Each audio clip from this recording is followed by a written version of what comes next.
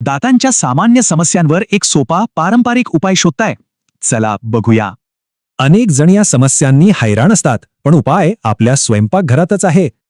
हो, पांढरा मुळा. दातांच्या त्रासावर तो कसा प्रभावी ठरतो तेच आता पाहूया. चला तर पटकन बघूया हा उपाय कसा बनवायचा. खूप सोपा आहे.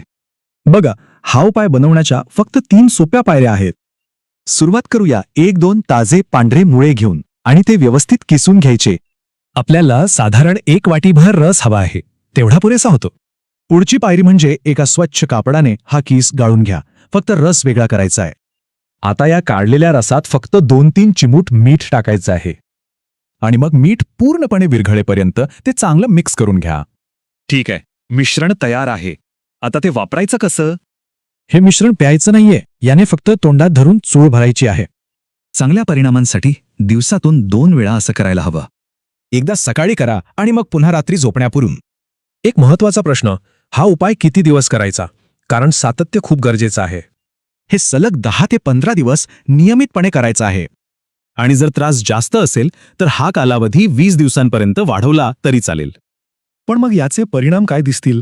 काय फरक पडतो नक्की? या उपायाने हलणारे दात पुन्हा मजबूत होऊ शकतात. इतकंच नाही तर दातदुखीही थांबते.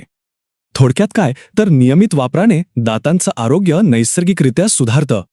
यावरून एकच कळतं, आपलं आरोग्य खरंच आपल्या स्वयंपाकघरात दडलेलं आहे.